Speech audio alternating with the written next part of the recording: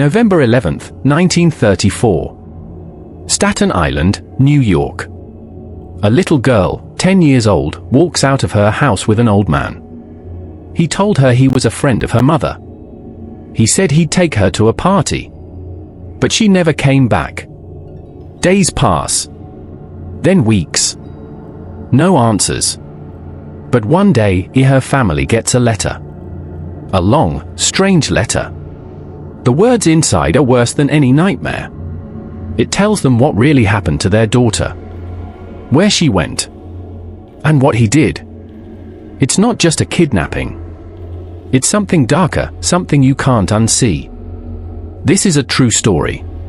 Subscribe now to @Unbelievable True Story and watch to the end.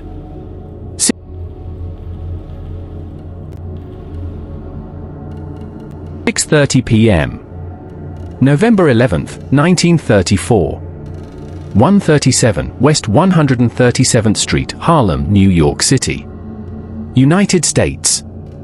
It was a quiet Sunday evening. Kids laughed on the front steps. Dinner was on the stove. Church shoes sat by the door. In the Budd family apartment, 10-year-old Grace Budd was helping set the table. Her mother, Delia Budd, was slicing bread. Her father, Albert Budd Sr., read the newspaper silently. Nothing felt wrong. Nothing felt dangerous. Then a knock came at the door. An old man stood outside. Thin. Pale. Wearing a dark suit, holding a folded hat. His name was Frank Howard, he said. He was here about a job for their son. Who really was this man? Why did he ask to take Grace to a party? Why did her mother say yes? And why did Grace never return? He spoke with a soft voice. He said he had a farm in Farmingdale. He needed help with chores. Offered to pay $15 a week. He looked kind. Old. Weak. Harmless. But he was not Frank Howard. He was Albert Fish, one of the most twisted killers in American history. Grace was a bright child. Polite. Soft-spoken. Loved drawing. She was wearing a white dress that day. A blue ribbon in her hair. She smiled when the old man offered to take her to his niece's birthday party. Her mother hesitated. But the man was kind. And Grace was excited. And it was only supposed to be for a few hours. So Delia said yes. That was the last time she ever saw her daughter alive. Evening came. Then night. No word from Grace. Delia called the neighbors. Walked the streets. Checked the church. At midnight, she woke her husband. By morning, they were at the police station. But the man had given them a fake name. A fake address. No real farm. No niece. No birthday party. Just silence. The NYPD launched a manhunt. They questioned neighbors. Searched trains and parks. Posted flyers across 5 boroughs. But there were no leads. The old man had vanished. Grace Budd had disappeared. Without a scream. Without a trace. In 1934, 6 years after Grace's disappearance, a letter arrived at the Budd home. Typed. Folded neatly. No return address. Delia opened it. The words inside were cold. Detailed. Evil. It described, step by step, how he took Grace. What he did to her. And why. The letter ended with, "It took me 9 days to eat her entire body." This is a real story. Every fact you hear is public. You can check it yourself. If real-life mysteries leave you breathless, subscribe now to @Unbelievable True Story. Because the next truth we uncover might hit even closer to home. Before he was Frank Howard. Before he knocked on the Budd's door. He was Hamilton Howard Fish. born in Washington, D.C. in 1870. He was small, quiet, often sick. His father died when he was 5. His mother sent him to an orphanage. That's where the darkness began. At St. John's Orphanage, Albert Fish was beaten often. He said he learned to enjoy the pain. He once told a doctor, "I got whipped till I bled, but I smiled. I couldn't help it." Other children screamed. Albert laughed. Pain became pleasure. Suffering became safety. Something inside him broke. As he grew older, Fish developed dark habits. He beat himself with a nail-covered paddle. He inserted needles under his skin. He wrote letters to women describing horrible fantasies. He read newspaper stories about cannibal tribes and got ideas. He wasn't just a killer. He was a sadist, a masochist, a monster hiding in old man clothes. By 1924, Albert Fish was over 50 years old. He walked with a limp, had grey hair, wore glasses, looked weak. He was the kind of man no one noticed. But inside, he was hunting children, families, anyone who trusted too easily. Police later discovered Grace Budd wasn't the first. There were others. Francis McDonnell, 8 years old. Billy Gaffney, 4 years old. Their disappearances followed the same pattern. Old man. Friendly talk. Then, gone. Albert Fish took them. And in private, did unspeakable things. After Billy vanished, a witness said, "The boogeyman took him." Years later, Fish admitted it was him. He wrote a letter. "I took him to an empty house. I tied him up, cut his ears, drank his blood." Even police hardened by years of crime couldn't finish reading it. One detective threw up. Another never worked child cases again. The letter sent to the Budd family had strange clues. Mention of an address. A fake name used again. A return to an old rooming house. Detectives followed the trail. It led to a boarding house on East 52nd Street. There, they found Albert Fish's belongings. When he returned to pick up his things, police were waiting. December 13th, 1934. The officers stood at the door. When Fish walked in, they asked his name. He paused, smiled, and simply said, "I am Albert Fish." They took him in without a fight. But inside his coat, they found a razor, a pocket knife, a list of addresses, and inside his body, later X-rays revealed 29 needles jammed into his groin. He had put them there himself. In March 1935, the courtroom was packed. People lined up outside to get a seat. Reporters called it the most shocking trial in American history.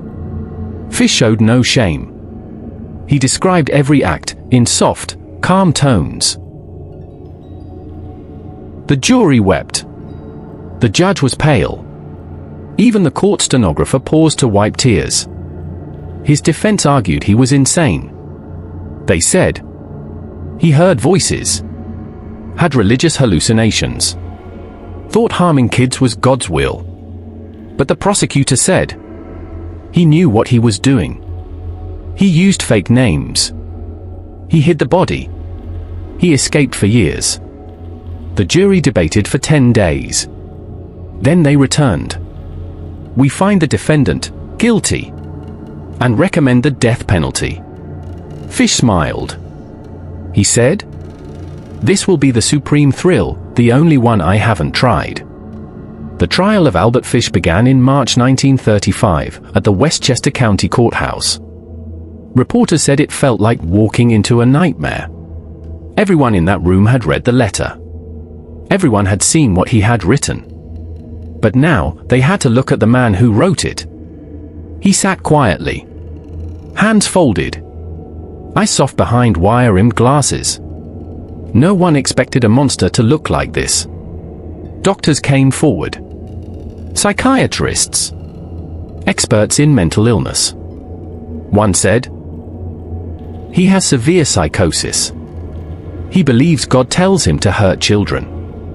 Another disagreed. "He knows it's wrong. That's why he hid what he did."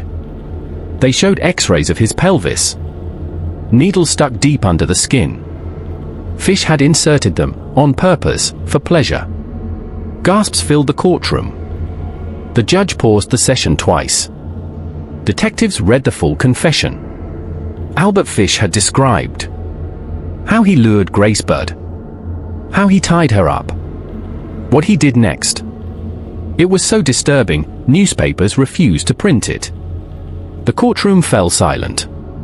Reporters described people crying, fainting, even walking out. But Fish? He never blinked. He looked at the jury and smiled. Grace's mother sat in the courtroom. She couldn't bear to hear it all. She whispered, "Please, stop. I don't want to know more." But she stayed. Because she had to. Because Grace couldn't speak for herself. This was her only way to protect her daughter, even after death. The prosecution stood and said, "This man was not insane. He was evil, calculated and cruel. He planned it. He pretended to be kind. And then he destroyed a child." The defense said, "What sane man does this? He needs a hospital, not an electric chair." The jury didn't take long. After 10 days of emotional, graphic testimony, we find the defendant guilty of first-degree murder. And they added, "He shall be sentenced to death by electric chair." Albert Fish nodded. He almost looked relieved. He told the judge, "Thank you, Your Honor." At Sing Sing prison, Albert Fish was calm. He read the Bible, ate well, wrote letters to his children. One of his sons visited and asked, "Dad, why Grace?" Fish replied, "I had to. It was like a voice inside me. I didn't want to. But I couldn't stop it." He blamed voices. God. His childhood. But never himself.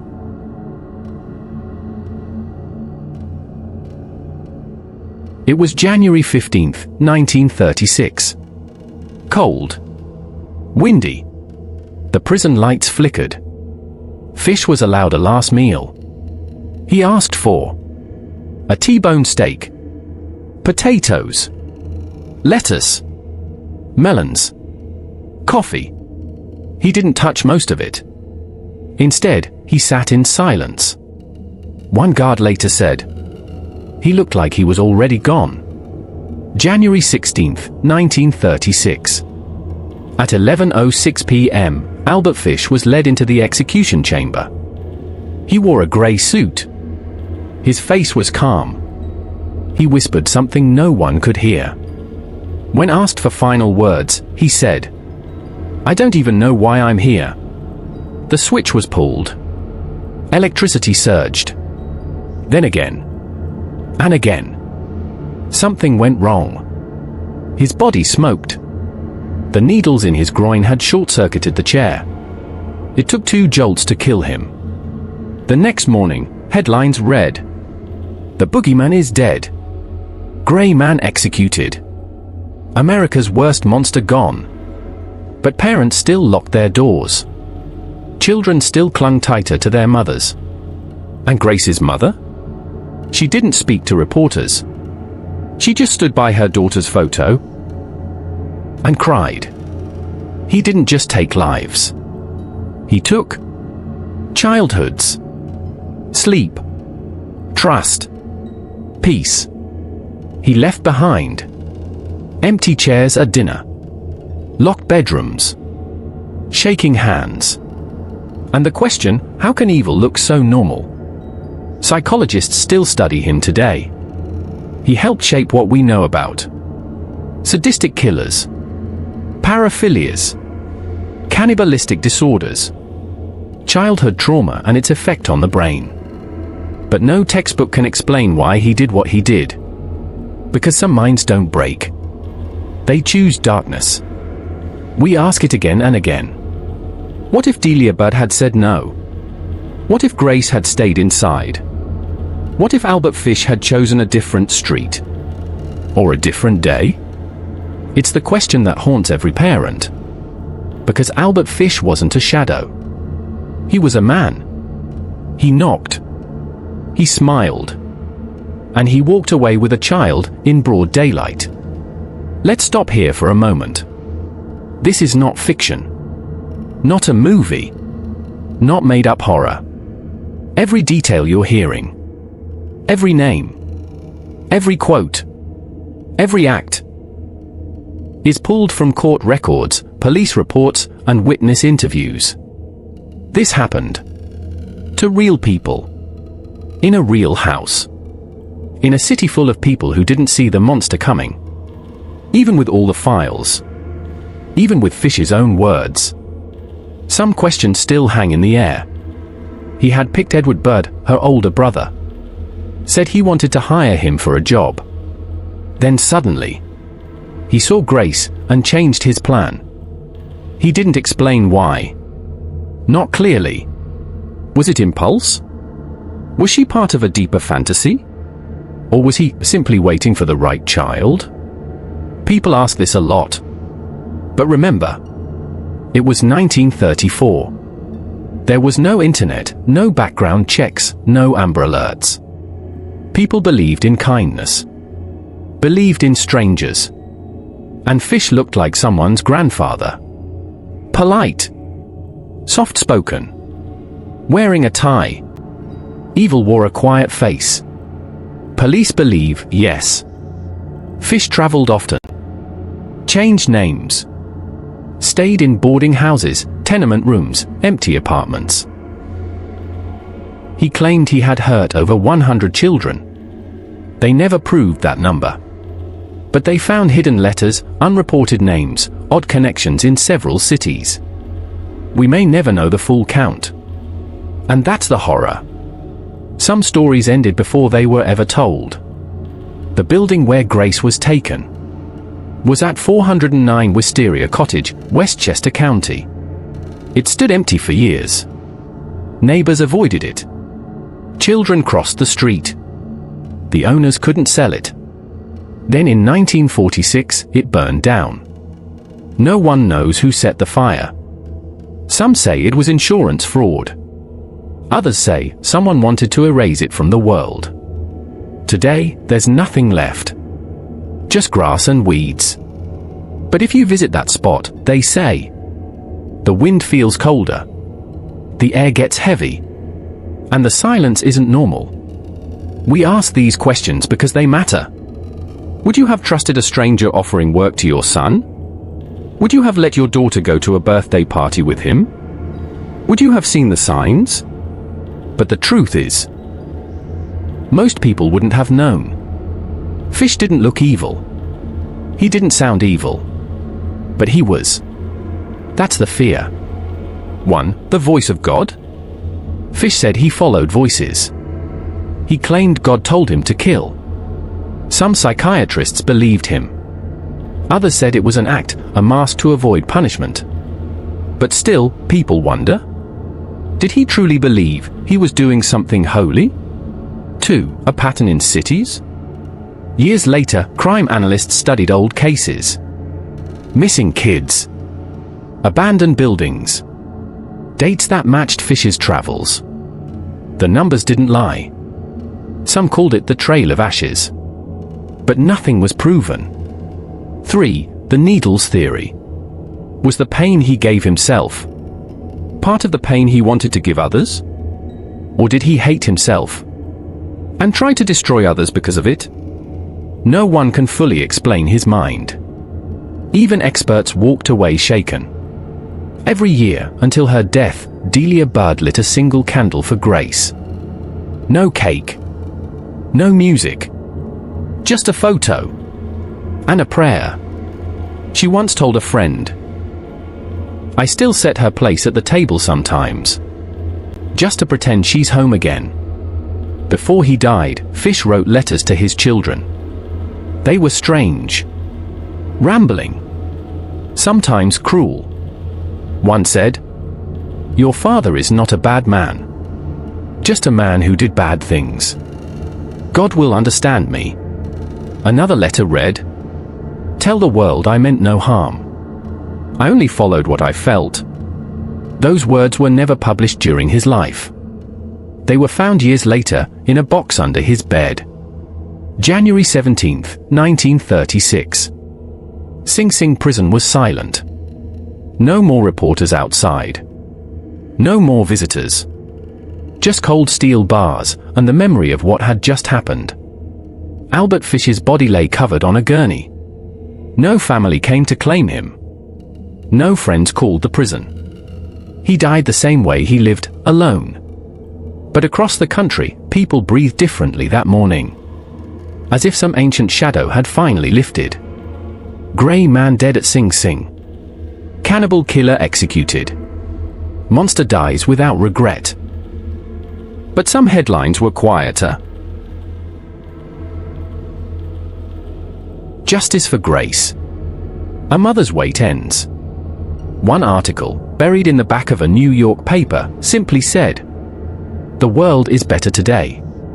After Fish's death, psychologists reviewed his case. They were divided. Some said he was a textbook case of paranoid schizophrenia. Others said he was a sexual sadist with no remorse. A few believed he was both mad and evil. One doctor wrote, "He is the only man I have ever interviewed who made me question whether evil is a separate force in the world." His story became part of criminal psychology studies, police academies, university courses. They studied his childhood trauma, his sadistic desires, his ability to manipulate families without using force. And always, they asked, how did no one see it sooner? Over the years, his story entered movies, TV specials, and true crime books.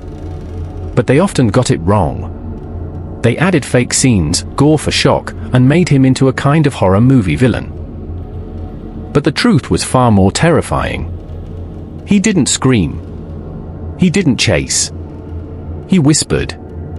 He knocked. He asked nicely. Evil doesn't always break the door down. Sometimes, it's invited in. Albert Fish had 6 children. They were abused, controlled, manipulated. One son said, "We never had birthdays. Only strange rules. And pain we didn't understand." After the trial, they changed their last names. Moved away. Tried to forget. But even in hiding, people found them. Aren't you the son of the Grey Man? Let's pause again. This is not entertainment. This is not a Hollywood script. This is a true story from courtrooms, prisons, and homes left in silence. Albert Fish existed. Grace Budd existed. And the pain left behind still echoes today. There's a photo of Grace Budd. She's standing on a stoop, holding her little brother's hand. She's smiling. It was taken 2 weeks before she vanished. Some say her ghost still lingers in that photo. A reminder of innocence taken. A moment frozen before the storm. It was overcast. Not rainy. Not sunny. Just grey. Like the man who knocked. Like the dress she wore. Like the day her mother said yes. A neighbor later said, "I always felt that day wasn't normal. Like the sun didn't want to shine." After Grace vanished, her parents kept her room just the way it was. Her shoes still by the door. Her drawings taped to the wall. Her favorite doll sitting at the edge of the bed. Delia Budd couldn't bring herself to change anything. She once said, "It's the only place that still smells like her." Fish traveled across dozens of cities. Washington, D.C., New York, Brooklyn, Baltimore, Cincinnati, Kansas City. He stayed in cheap rooms, wrote letters to strangers, watched schoolyards. Detectives traced over 300 leads linked to him, but they only proved 3 victims. What about the others? After his arrest, police searched the small room where he had lived. Newspapers circled with stories of missing children, homemade torture tools, a bloody rag, a letter he never mailed. It read, "I saw her in a dream. She asked me why. I had no answer. That was all. No signature. No date. Let's go back. Before the newspapers. Before the letter. Before the trial. Back to a small living room on a quiet New York street. Back to when Grace Budd was still alive. She twirled in her new white dress, laughed as her little brother clapped, held her mother's hand. Albert Fish smiled. You have a beautiful daughter, he said. And then, he took her. That moment, that single sentence, stole everything. People still ask, was it his childhood beatings? Was it his mental illness? Was it some darkness born in his bones? But some experts say, there is no why. Some evil simply walks among us. He was abused. Yes. He was sick. Yes. But he also chose. Over and over again. That's what chills the most. Albert Fish wasn't just a killer. He was a warning. To parents. To the system. To the world. His story taught. Evil hides in plain sight. Pain doesn't always leave bruises. Monsters don't need fangs, just lies. Ask yourself, would you have let Grace go that day? Would you have believed Frank Howard? Would you have seen the danger? The Budd family didn't fail. They were tricked. Just like hundreds before and after them. It's not about being foolish. It's about how good monsters are at pretending. The house is gone. Fish is gone. But something lingers. Some say on rainy nights, you can still hear faint knocking. Like someone at the door. Soft. Polite. Patient. Waiting to be let in. Years after the trial, Grace's mother gave one last interview. She was old now. Her voice thin. But her eyes were clear. I never hated him, she said. I wanted to. But I just felt empty. Grace isn't in the ground. She's in our house. In my dreams. In the wind. Then she whispered. I still set her plate. Just in case. In 2017, a documentary team visited the Budd family's old neighborhood. They knocked on doors. Interviewed new residents. One woman said her daughter talks to the girl in white at night. She thought it was imagination. Until she saw an old photo of Grace. Her daughter pointed and said, that's her. She says she's waiting for her mama to come back. This is a true story. Every moment you've heard is backed by records, police files, and testimony. You can check it all yourself. Grace Budd was real. Albert Fish was real. And the pain he caused still echoes today. Have you heard this story before? What would you have done differently? Could this happen again? It already has. And it will again, unless we remember the faces, not just the names. If real-life stories leave you breathless. If you want the truth, raw and unforgettable. Because every week, we reveal the darkest truths hidden in plain sight. Watch our next true crime documentary or explore our full playlist of real cases that still haunt the world. Because the next story might be even more shocking.